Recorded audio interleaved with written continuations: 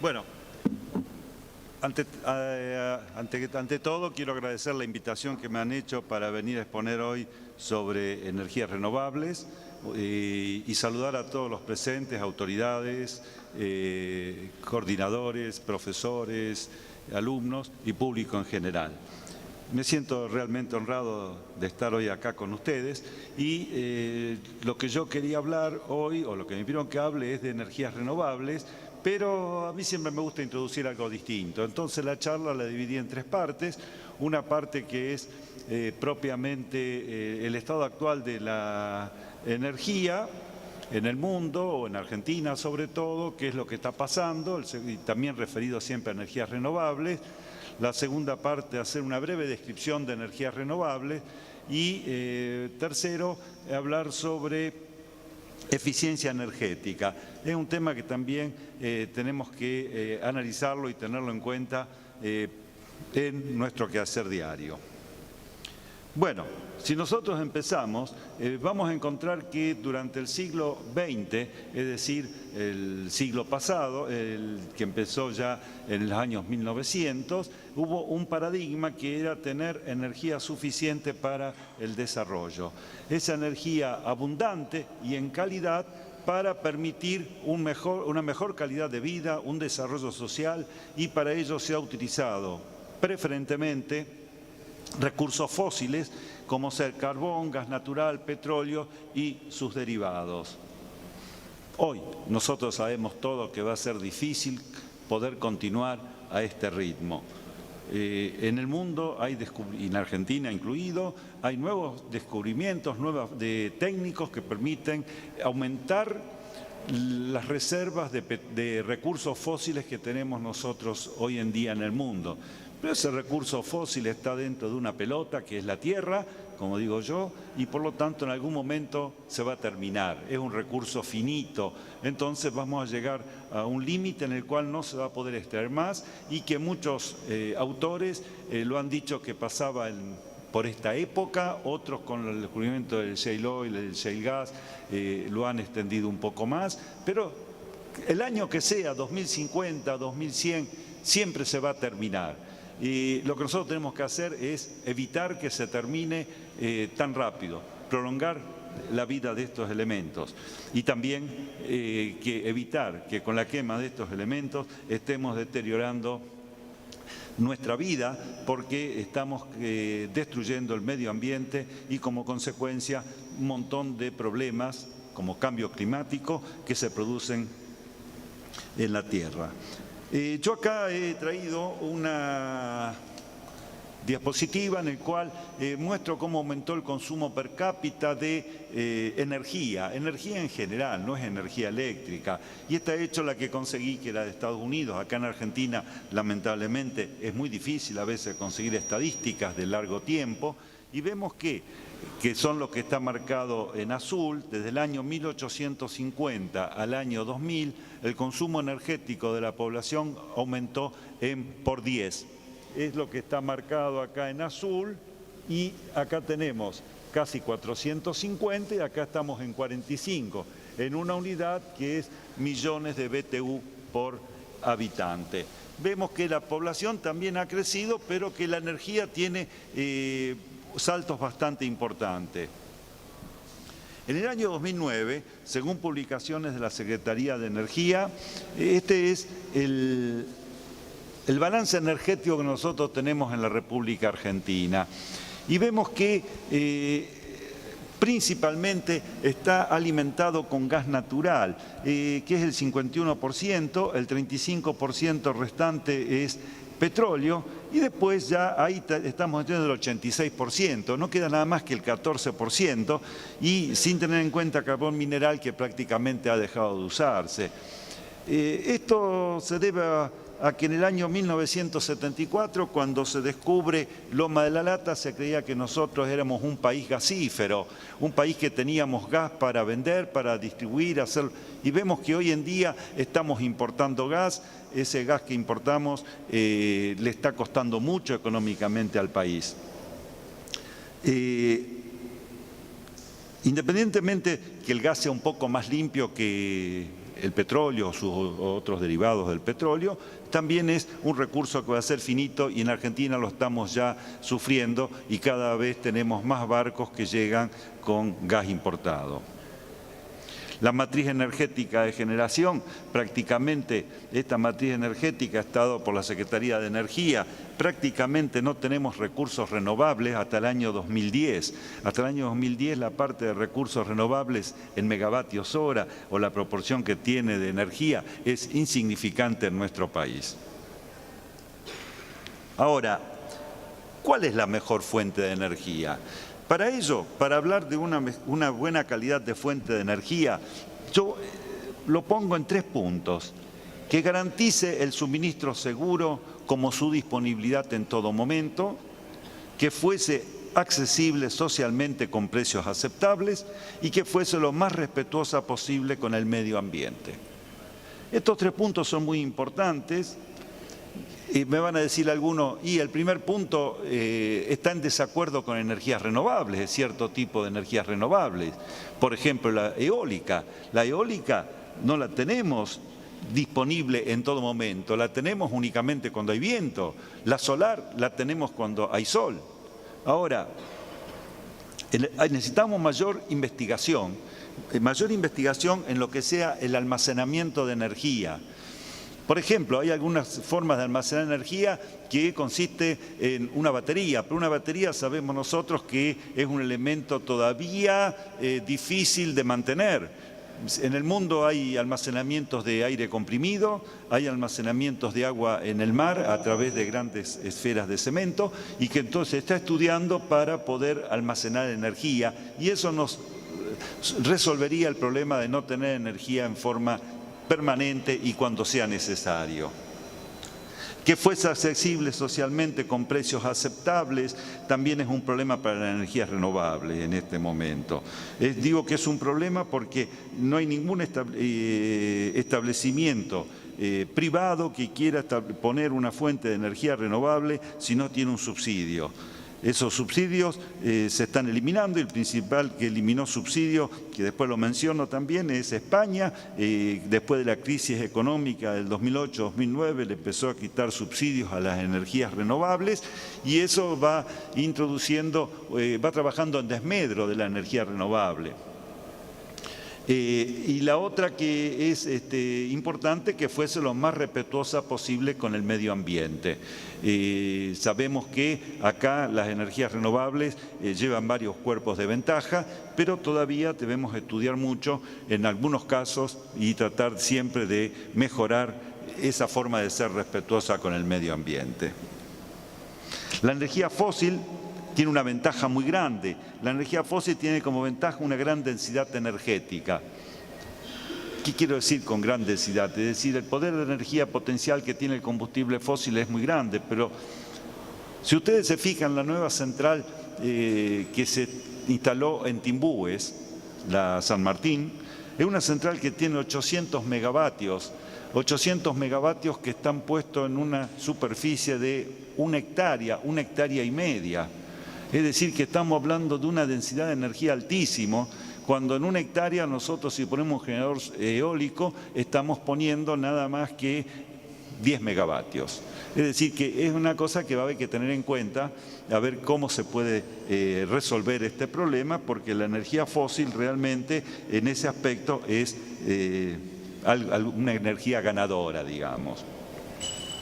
La energía nuclear, que en este momento la Argentina está haciendo convenios con distintos países del mundo, llámese China, llámese Rusia, debe resolver en primera instancia la controversia social que existe. Es una energía limpia también, no nos podemos decir que no tiene ninguna emisión al medio ambiente. El único problema que presenta es ¿qué vamos a hacer con los residuos?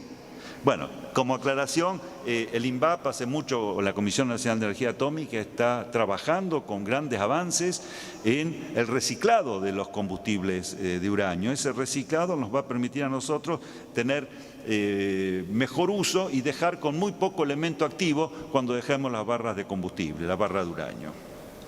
Y después tenemos las energías renovables, que en energías renovables yo digo que merece un tratamiento especial la biomasa. La biomasa que En parte lo ha tratado también la doctora Ingalinela, que es el uso de residuos industriales y agropecuarios, tratamiento de residuos sólidos urbanos, bosques energéticos y cultivos no comestibles.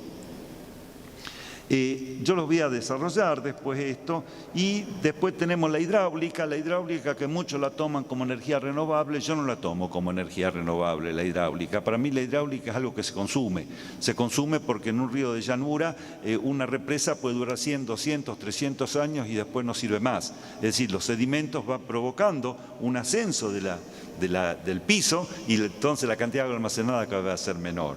Pero hay otra que sí que vamos a tener que considerar, que es la energía hidrocinética, es decir, la energía debida a la velocidad del agua. Yo me adelanté a esto y digo que en los obstáculos que tiene la energía renovable, y esto fue expresado por la Agencia Internacional de la Energía, en una cumbre que se hizo sobre el futuro de la energía en Abu Dhabi, en el año 2010, en el mundo recibió 409.000 millones de subsidios la energía fósil. Es decir, que estamos hablando de un subsidio impresionante que ha tenido, y lo ha hecho ¿por qué? Por la crisis económica también que ha tenido el mundo, y de esa manera poder mejorar el desarrollo. Sabemos que es un insumo necesario para cualquier industria. A su vez también dice que entre el año 2000 y 2010 el combustible que tuvo mayor incremento en el mundo en su uso fue el carbón. Y nosotros tenemos que el carbón es un combustible que presenta grandes problemas, a pesar de que, por ejemplo, ciertas usinas, ciertas generadoras de carbón tiran prácticamente vapor de agua al ambiente por los filtros que tiene, pero son filtros demasiado costosos y que habría que analizarlo muy bien si los queremos poner. Yo creo que para poder trabajar con energías renovables y en general tenemos que tener energía para satisfacer la demanda,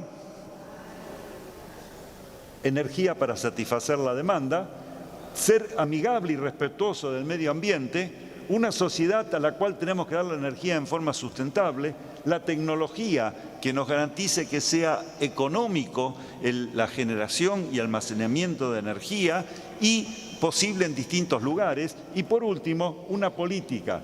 Entonces, si nosotros logramos que todos esos 5 eslabones se junten y formamos una perfecta unión entre todos, vamos a tener gran desarrollo energético. Eso nos hace falta y esperemos que en el mundo nos pongamos de acuerdo en eso.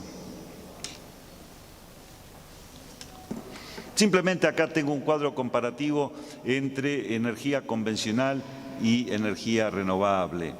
Ahí está puesto cada combustible cuánto genera de dióxido de carbono. Ven que no es una cantidad baja. Imaginémonos que esta cantidad que está generando, nosotros tenemos un promedio de 532 kilogramos de dióxido de carbono por megavatio generado. 532 kilogramos por megavatio generado. Y tengan en cuenta nada más que en una hora del pico de demanda que tuvimos este año fueron 24.000 megavatios hora, en una sola hora. Así que saquen la cuenta, 24.000 megavatios hora son 12.000 toneladas de dióxido de carbono que estamos liberando a la atmósfera. Es decir, que de alguna manera tenemos que terminar con esto. Ahí está puesto todo, la que nosotros tenemos, no está puesto la hidráulica porque no lo tiene, la eólica tampoco, y tampoco está puesto la nuclear, pero sí está puesto el promedio tiene en cuenta a todos. Y si alguno quiere corroborar estos datos, lo puede tener perfectamente en la página de la Secretaría de Energía de la Nación, en la zona de estadísticas. Están puestos en energía eléctrica estas estadísticas. Bueno, esto es un tema interesante. ¿Existe relación entre bienestar y consumo de energía? Sí, existe relación. No nos podemos negar que no existe relación, que no nos gusta estar durmiendo con aire acondicionado, no nos gusta estar mirando con una buena calefacción. Pero fíjense la relación que existe, que en Europa, incluyendo la URSS, tiene la misma población que toda África, y consume 10 veces más de energía. Es decir, que Europa, con la misma población que África, consume 10 veces más de energía. Si ustedes ven este mapa, esta foto que es típica de una foto nocturna de la Tierra, las zonas más iluminadas son las zonas más ricas. Una foto que ha estado en muchos lados, algunos la tienen en un cuadro en su oficina o la ven en la facultad. Son las zonas más ricas. Fíjense ustedes que África está negro. Es decir, que realmente, de alguna manera, estamos relacionando lo que decíamos acá nosotros, el bienestar con el consumo de energía. En Argentina mismo ahí está cortado, pero vemos nosotros que la zona que tiene mayor iluminación, que es una foto nocturna, es la zona de Buenos Aires, Santa Fe, Córdoba y Entre Ríos. Ya en la Patagonia no lo tenemos de la misma manera iluminado.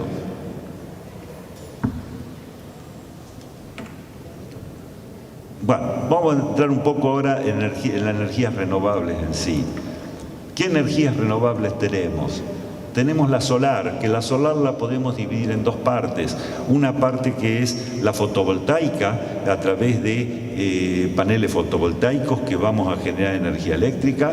La otra es la térmica, que a partir de calefones solares generamos agua caliente.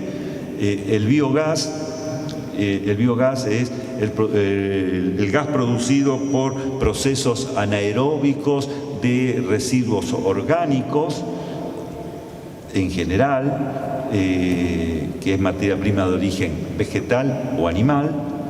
Biomasa, que el biomasa nos puede dar a nosotros a través de árboles o plantaciones energéticas, nos van a dar chips, lo que decimos chip, o briquetas, que son los chips ya sometidos a cierta presión, para producir calor. Y después también tenemos tratamientos de aguas locales, lentejas de agua, que puede producir biogás o etanol. Y por último la hidráulica, que acá yo considero la hidrocinética, que son aprovechar solamente la velocidad del río.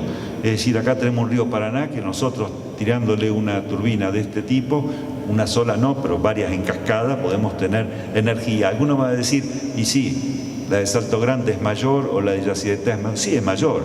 Yo no voy a decir que no sea mayor que la que podemos tener acá, pero siempre las pequeñas contribuciones hacen un todo que puede ser muy grande.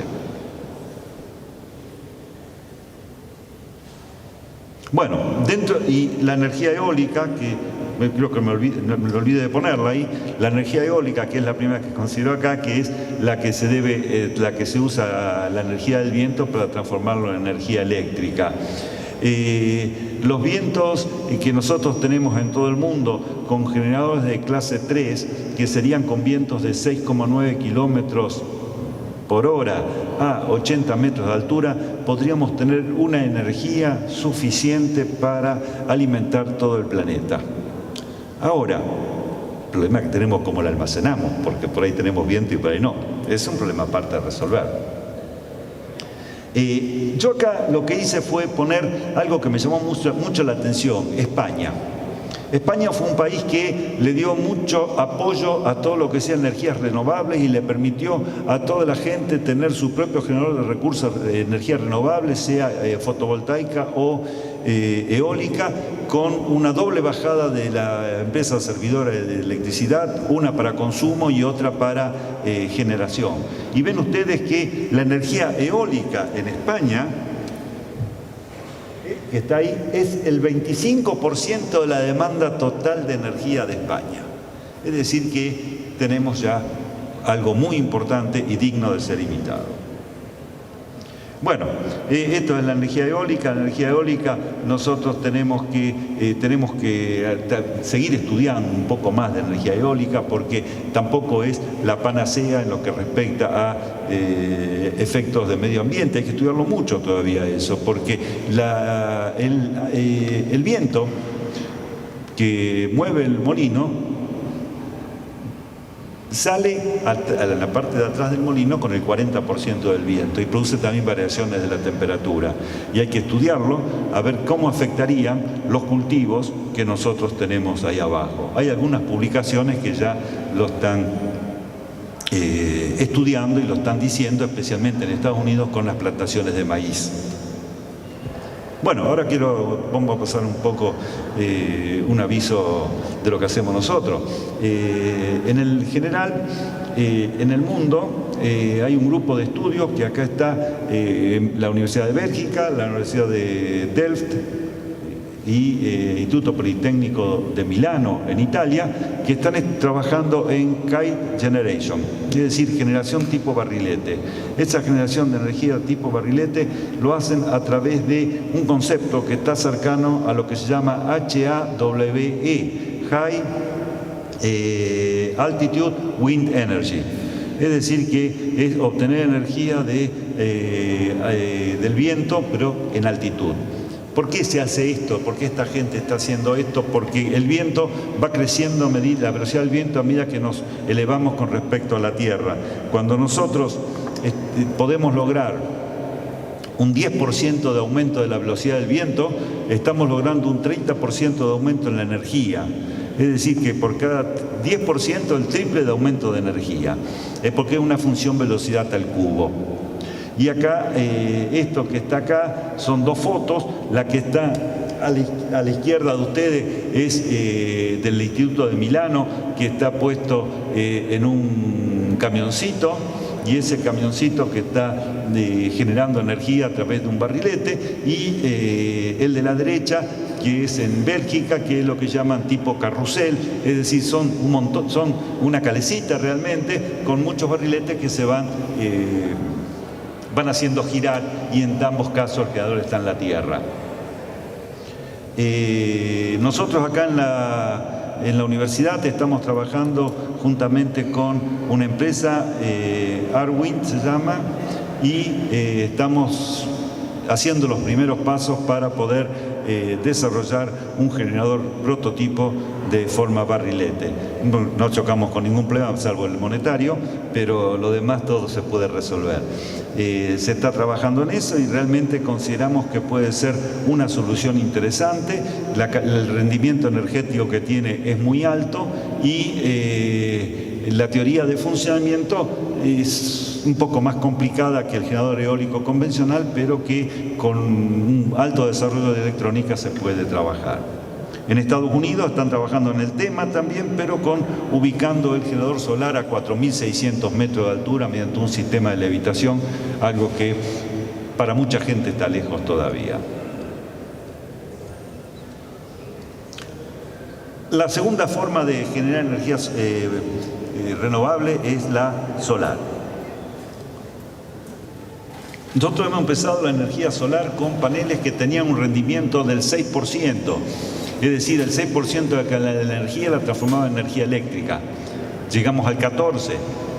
Bueno, hoy hay empresas de Estados Unidos que ya han anunciado, que es Spectrolab, que ha anunciado que tiene un 37,8% de rendimiento. Es decir, que de cada 100 vatios de energía solar, 37,8 pasan a ser energía eléctrica.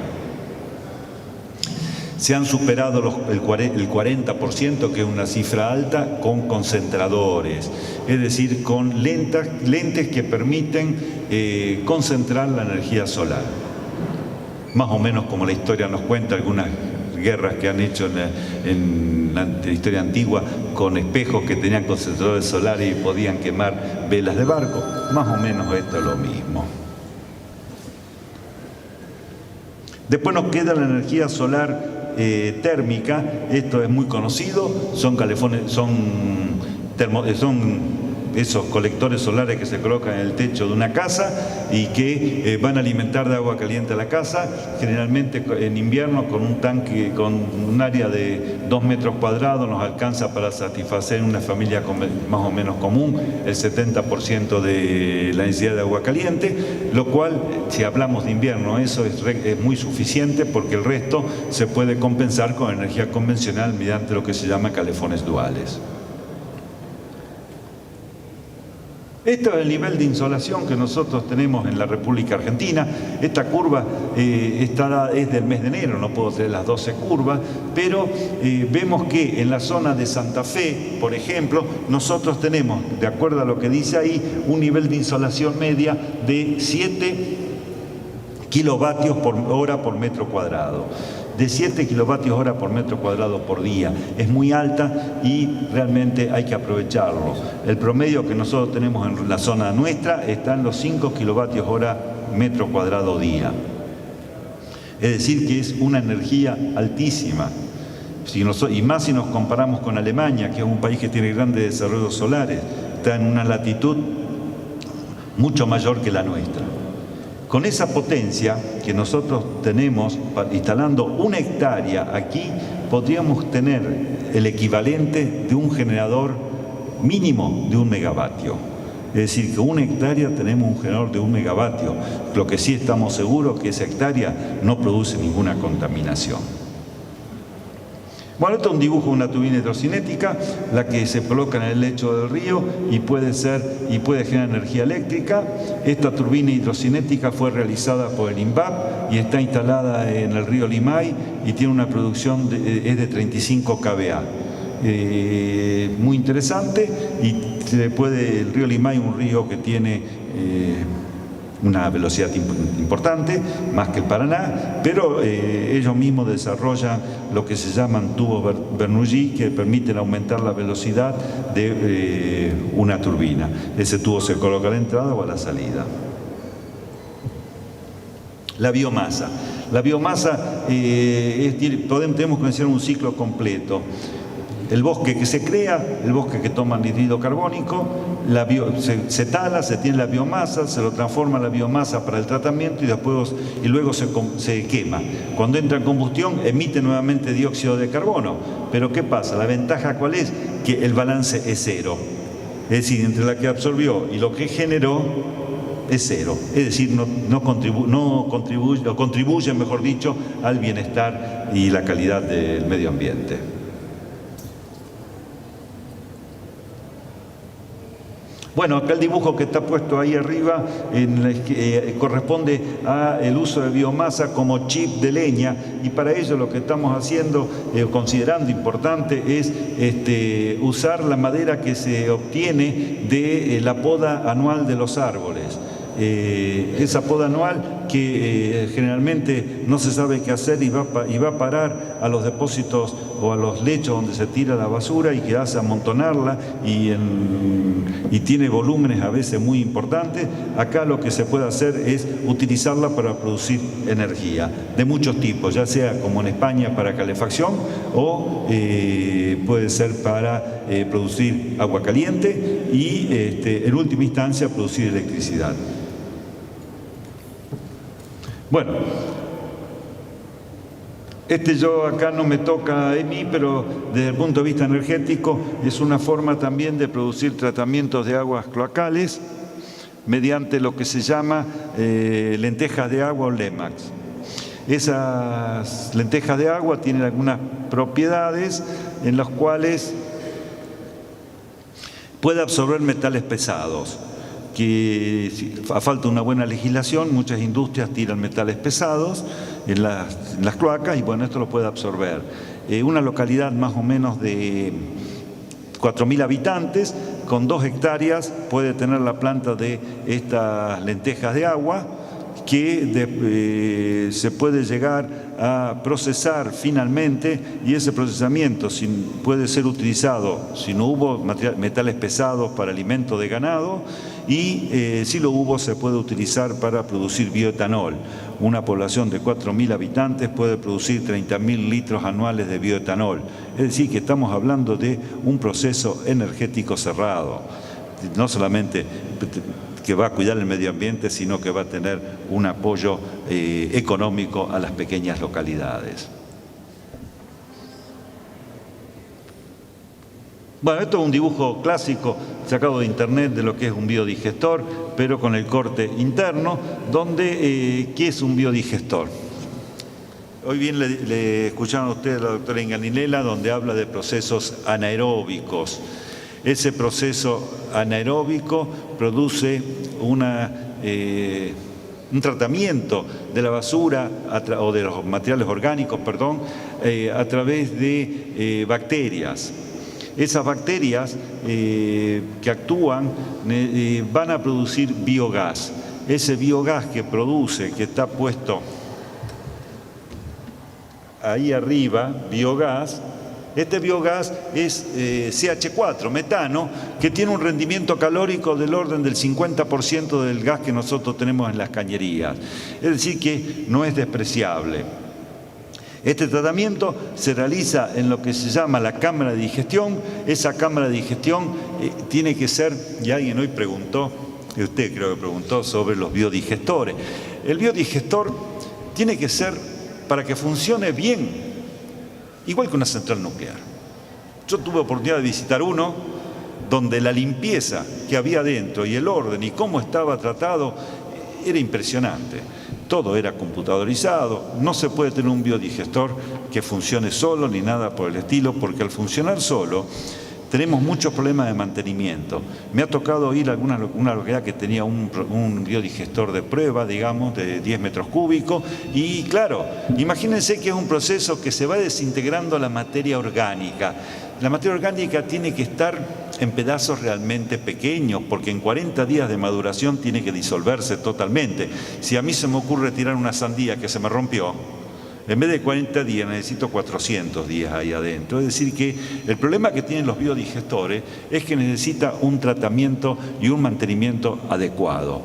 Por lo menos los que yo conozco que son de este tipo, en donde tiene que tener removedores para poder remover la basura que tiene ahí, tiene que tener una temperatura, que la mejor temperatura cuando uno quiere obtener gas para tratarlo de otra forma es 35 grados. ¿Por qué? Porque es cuando tiene mayor energía a través del biogás y menor energía necesaria para calefaccionar. Es un balance energético. Entonces, estos biodigestores son muy útiles, pero tiene que ser algo perfectamente mantenido. Para que algunos, si no me entienden qué quiero decir, muchos en los barrios quieren, o en una casa quiere colocar un grupo electrógeno para cuando se corta la luz.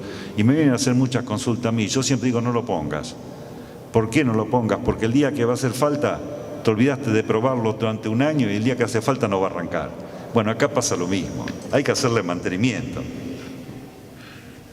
Bueno, pero acá hace una vuelta, hablando de este tema, salió en una revista que decía Country 1, Feedlot 0, que obligaron el country a irse al feedlot de su lugar por los olores que tenía. Realmente tenían razón, había muchos olores. ¿Quién estuvo primero? No, una materia legal que yo no entro, pero lo que yo voy es que ese feedlot que produce olor, esos criaderos de cerdos, algunos de los cuales me tocó alguna vez estar, que es en Córdoba, con 25 o 30 mil cabezas de ganado, son bastante nauseabundos los olores y difíciles de soportar. ¿Pero por qué? Porque lo tiran al río los desperdicios. Pero podemos hacer otra cosa. Fíjense ustedes que con un feedlot de 1000 cerdos, como está acá, podemos tener un generador de 30 kVA por día, de 30 kVA, es decir, una generación permanente de 30 kVA. Esa generación la podemos utilizar. Y así como eso, ahí está, acá tengo toda la tabla, donde hay elementos que se pueden utilizar como el residuo sólido urbano. En Alemania el residuo sólido urbano tiene dos usos, uno que es para quemarlo y producir energía eléctrica, acá está prohibido en Santa Fe, y el otro que es para producir biogás. Claro, el proceso de producir biogás es un proceso automatizado, entonces se tiene un alto control del tamaño que entra y el tiempo que está. Acá no se puede hacer eso, entonces tenemos a veces esos problemas. Pero tenemos otro elemento que sí lo podemos usar, el glicerol. El glicerol es un elemento que tiene una alta cantidad de litros de biogás por kilo de glicerol. El glicerol es un subproducto de los biocombustibles y no sabían qué hacer, porque el que usan para medicina es muy poco, tiene que tener una alta pureza. Entonces, ¿qué hacen? Lo queman. Si lo queman directamente, la contaminación que producen es impresionante. Entonces no hay que quemarlo, hay que procesarlo y como una sustancia orgánica podemos tener biogás. Yo con esto lo que quiero decir es que tenemos que tener un cambio de paradigma. El residuo no es una basura, es un producto secundario de un proceso. Ese que sea un producto secundario de un proceso me va a permitir a mí obtener energía, cuidar el medio ambiente, obtener energía, gastar menos energías fósiles. El biodiesel no lo vamos a nombrar por la hora y todo, pero ya el biodiesel lo conocemos. El biodiesel está en Santa Fe como la provincia que más biodiesel produce de la República Argentina, que ahí corresponde la parte en azul. Y ya en este momento algunas personas han dicho, pero usa soja que es un comestible. No, ya hay producciones de biodiesel de segunda y tercera generación que utilizan materiales que no sean comestibles, o elementos que no sean comestibles. Después de haber dicho esto, voy a mostrar lo que son las redes eléctricas. Pero eso dice evolución de la red eléctrica. Veo algunos por ahí atrás, uno que hay de campera roja, que lo conozco también de la facultad. De la edad nuestra, conocimos que la empresa Rosario tenía una empresa de servicio eléctrico que era la SER. La SER trabajaba en Rosario y generaba energía eléctrica para Rosario. Después recién se interconectó con otras centrales como San Nicolás y se puso una línea de interconexión que iba desde Buenos Aires hasta Santa Fe. Y era nada más que eso. Y cada pueblito tenía su generador. Es decir, trabajó con redes aisladas. Después, y a partir de los años 80, se empezó a trabajar en la interconexión de todo el país con las líneas de 500 kilovoltios. Esa línea de 500 kilovoltios, la interconexión es esto que está acá. Bueno, hoy tenemos que desarrollar este concepto de red mallada, donde cada puntito es un generador. Y ese generador es un generador que no tiene la capacidad de generación de miles de megavatios o de cientos de megavatios, sino que sea un pequeño generador, lo que se llama generación distribuida, y esos pequeños generadores son la generación mediante recursos renovables. El principal concepto que tiene esto es que todo está interconectado, la gente en lo que se llama Smart Grid. El Smart Grid es lo que concentra todo, que la casa de familia consume y genere, el campo consuma y genere, la industria consume y genere y el comercio igual. Es decir, por ejemplo, un frigorífico. Hoy hablaban del frigorífico que tiene los desechos cárneos que los tiran en cualquier lado. Hay que ir al pueblo del norte de Santa Fe y ver el olor que hay cerca de las grandes poblaciones. Y a veces no tan lejos, cuando el viento viene del lado, hay una cercana acá, que si el viento viene del lado norte no se puede estar en el pueblo. Entonces, ¿qué es lo que hay que hacer? Hay que producir el tratamiento de esos elementos. Y lo puedo tratar perfectamente con un biodigestor. Lo que se está proponiendo como generador distribuida es esto, es decir, yo tengo una subestación de 130 acá, que está puesta acá, es una subestación, las salidas y en cada lugarcito pequeños generadores con un medidor bidireccional. No lo resolvemos con eso solo, hay que hacer un estudio después sobre el sistema de protección, pero de esa manera se puede resolver el problema. Y ya terminando, voy a tocar una última parte que para mí está muy asociada y es algo que todos, así como hablaban de criterio de separación de aguas residuales, que es un criterio muy interesante, también tenemos que tener un criterio para la energía eléctrica. Entonces, la crisis energética que nosotros en el país ya hemos afrontado varias, es cuando el consumo supera lo que se produce. Ahí se produce una crisis energética, que se puede solucionar de muchas maneras. Una manera, la manera más común de solucionarlo es aumentando los precios de la energía eléctrica. Que acá se soluciona otra, sin entrar en ver si está bien o está mal, la solución que se dio fue también, se aumentó el costo de la energía. Una parte la pagó un subsidio, otra parte la pagó el que la usaba, pero aumentó. ¿Por qué debemos ahorrar energía eléctrica? Y la energía eléctrica la debemos ahorrar porque estamos hablando de consumir un recurso finito y aunque sea energías renovables, igualmente hay que estudiar mucho si esa energía renovable en algún momento, mucho menor, pero también agrede el medio ambiente. Cualquier cosa que nosotros hagamos modifica el medio ambiente. Lo que tenemos que tratar de hacerlo es modificar o dañarlo lo mínimo posible. Entonces nosotros debemos ahorrar energía. Pero ahorro de energía es distinto de eficiencia energética. Para ello veamos un ejemplo. Un ejemplo de ahorro de energía es que yo creo que si acá hacemos el 90% no lo hace, cuando se va a dormir el televisor lo apaga desde el control y queda en stand-by.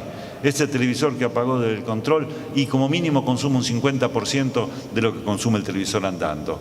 Es decir que está consumiendo. Lo que pasa es que ha bajado tanto el consumo de los televisores que realmente uno no se da cuenta y la energía está barata, no nos engañemos. Eso es ahorro de energía. ¿Qué quiere decir suficiencia energética o uso racional? Por ejemplo, la suficiencia energética es, si yo estoy en mi casa y estoy en el dormitorio, ¿para qué tengo prendida la luz del comedor? Eso es uso racional. No quiere decir que para leer, yo en lugar de poner una lámpara de una potencia, pongo una más baja y me esfuerzo para... No hay que esforzarse, hay que tener un uso racional. ¿Y la eficiencia qué es? La eficiencia es una cosa totalmente distinta, es teniendo las mismas ventajas que con plena utilización de la energía, tengo los mismos resultados usando mucho menos energía. Eso es eficiencia. Es eficiencia por la cual tenemos que luchar todos para que se empiece a cumplir. ¿Por qué digo esa? Porque cada vez es más importante ver los edificios que se hacen en Rosario, hablemos de Rosario, nuestra ciudad, que no tienen ningún criterio de eficiencia energética. Es decir, hay que trabajar sobre la piel del edificio para lograr que los días de verano sean frescos el edificio y los días de invierno no sea tan frío. Es decir, no voy a colocar si vivo en una casa en el medio del campo y la puerta de entrada no la voy a hacer mirando al sur, la voy a hacer mirando al norte porque generalmente es mucho más agradable. El ejemplo de eficiencia energética lo pongo acá. Vi en Rosario que están poniendo lámparas LED en muchas calles. Acá hice una comparación entre una lámpara de vapor de mercurio de 250 vatios con una lámpara de LED de 130 vatios basándome en tener exactamente la misma iluminación. El ahorro de energía que tengo es del 53% por cada lámpara. Con una ventaja adicional, que las lámparas LED le puedo bajar la tensión durante las horas de poco tránsito y entonces el consumo podría llegar a ser podría tener un ahorro del 72%. Con otra ventaja, duran 25.000 horas. Procesos. Y nosotros tenemos una forma de pensar. La energía tiene que ser utilizada de manera de tener el mejor rendimiento. Si yo tengo, por ejemplo, un biodigestor y obtengo biogás, podemos llegar a aplicar sistemas de cogeneración o de trigeneración. En Alemania ya están poniendo trigeneración, es decir, obtener calor, obtener frío y electricidad. ¿Por qué? Porque la electricidad es una energía de muy alta calidad y muy cara. Y tenemos energías más baratas y por lo tanto podemos dar mayor rendimiento. Si yo, por ejemplo, uso calor para producir electricidad, voy a tener un rendimiento del 30, 35, 40%. Pero si uso el calor para calentar un proceso y a su vez obtener electricidad, puedo llegar fácilmente al 80, 70, 80% de rendimiento. Lo que no uso se va a la atmósfera. Bueno, yo creo que por un planeta tenemos que necesitar de tener un planeta más saludable. Es hora de empezar a trabajar y si nos juntamos todos vamos a poder hacerlo y yo creo que somos muy capaces de llevar adelante esta batalla por evitar los daños que estamos causando en el medio ambiente. Bueno, muchísimas gracias.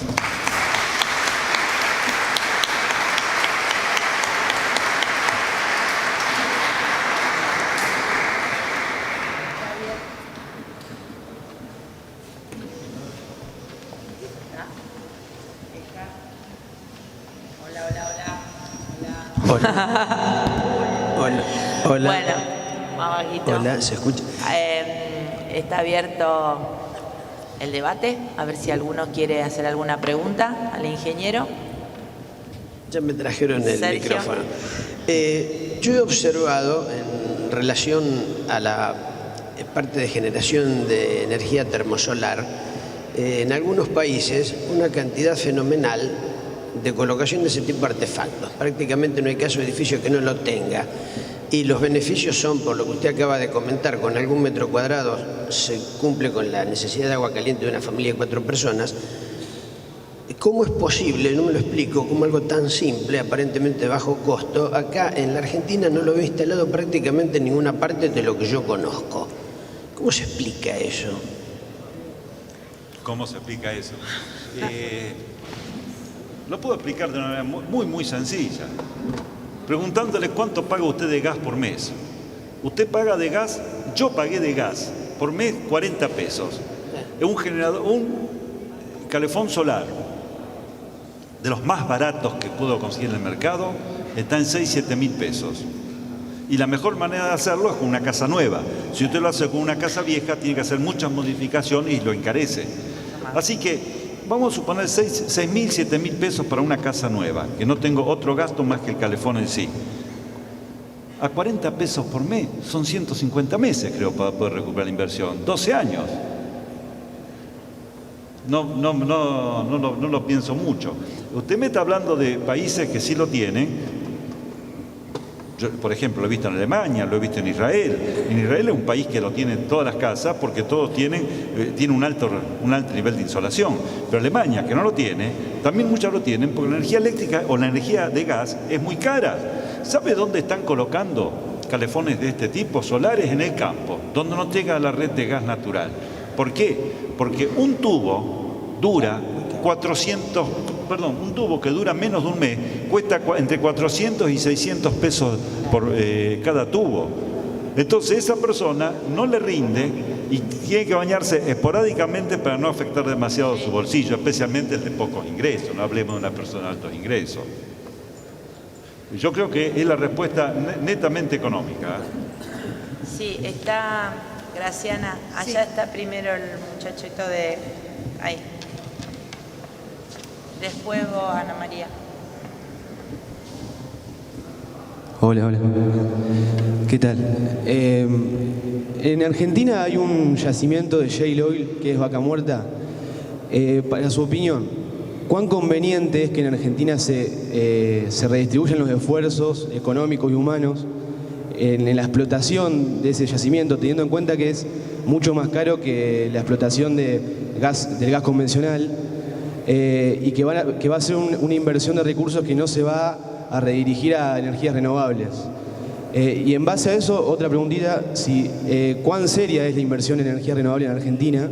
Usted dijo que en España la energía eólica representa el 25%, si tiene la estadística de cuánto es en Argentina. No.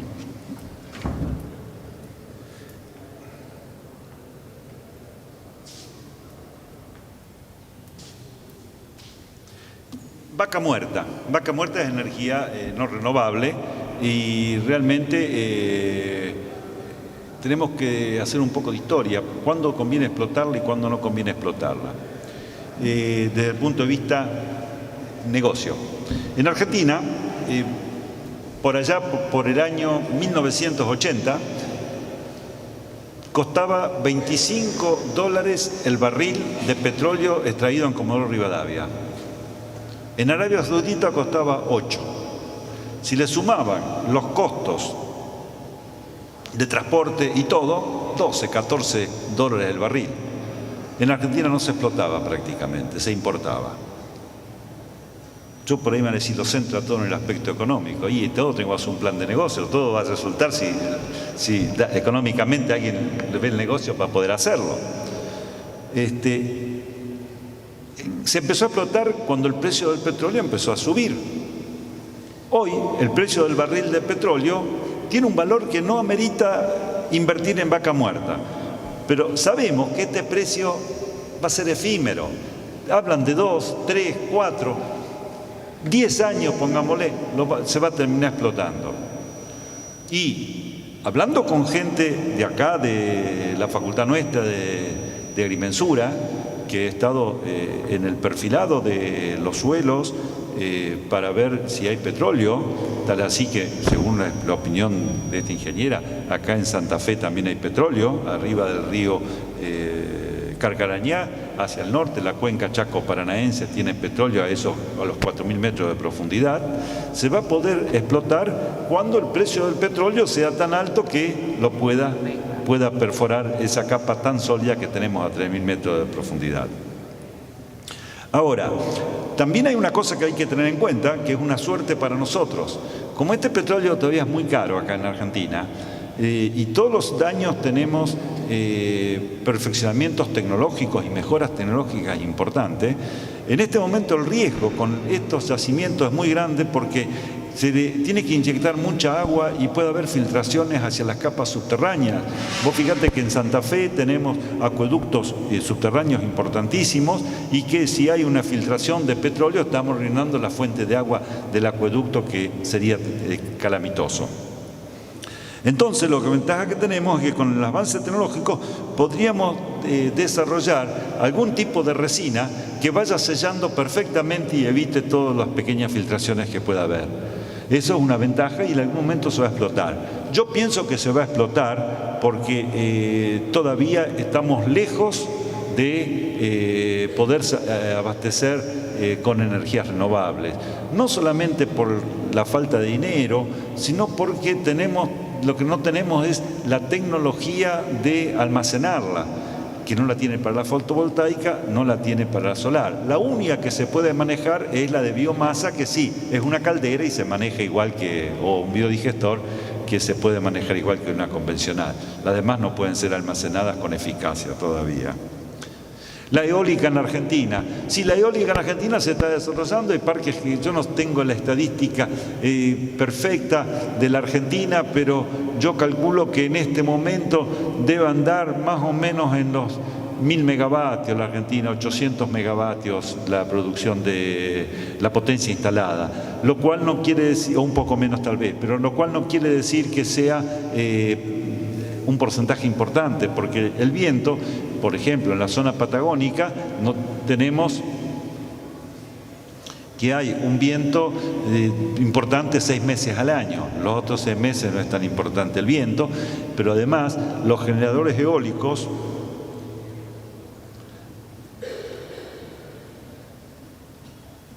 tienen algo que yo acá tengo una curva. Esta curva del generador eólico, ven ustedes, empieza a resultar interesante cuando la velocidad del viento es más de 3,5 metros por segundo. Va subiendo la potencia, llega a 12, 13 metros por segundo, que llega al máximo rendimiento, y después, cuando llega a los 25 metros por segundo, hay que dejarlo en aspa libre o frenarlo, porque si no, se vendría abajo, no puede generar más. Entonces, en cierta zona de la Patagonia que tenemos grandes producciones de energía eólica, el problema que chocamos es que algunas veces hay que bloquearlo para que no se venga abajo. Y sí tenemos una franja en la cual vamos a tener una alta producción. Y en la zona patagónica, el viento que nosotros tenemos, que es un porcentaje de utilización, está más o menos en el 40%, 45%. Ese quiere decir el tiempo que hay un viento utilizable. En Rufino estamos en el orden del 35%. Es decir, con vientos menores, del orden de 5 o 7 metros por segundo, estamos casi en un 35%, que podríamos utilizarlo. El problema que tenemos acá es que los molinos de viento necesitan mucho terreno todavía. Y el otro problema que hay, yo voy a decir los costos estimados que tiene la energía para su instalación. Una central como la de Timbúes, de ciclo combinado, está saliendo en el mundo 800 a $1 millón el megavatio. La eólica está en 1.800.000 y la solar en 2.300.000.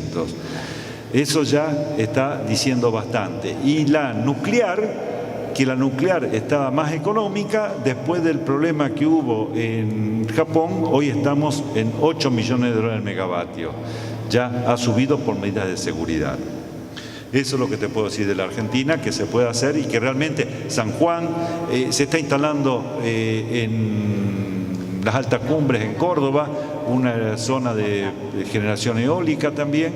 El problema es que también hay que atacarlo desde todo punto de vista y también cómo sacar la energía, porque en esa zona EPEC, que es la prestadora del servicio ahí, no tiene líneas para poder sacarla y tiene algunos problemas. Pero yo pienso que como país, no como una universidad, ni como una provincia, ni como una ciudad, como país hay que desarrollar las energías renovables. Hay que crear los grupos de trabajo, hay que crear los grupos de investigación para que en el día que el mundo no tenga más petróleo, no seamos energéticamente dependientes. La única manera de lograr independencia es que tengamos gente formada. Ana María. No, quería hacer un comentario con respecto a lo que decís del uso de la energía solar y el costo de la energía eléctrica, que las opciones de reuso tampoco tienen difusión en el país porque el costo del agua por metro cúbico de agua potable es bajísimo, todavía mucho más bajo que el de la energía eléctrica. O sea, apenas lo que pagamos en Santa Fe cubre los costos operativos, ni cubre los costos operativos de lo que es producir agua y distribuir agua potable. O sea que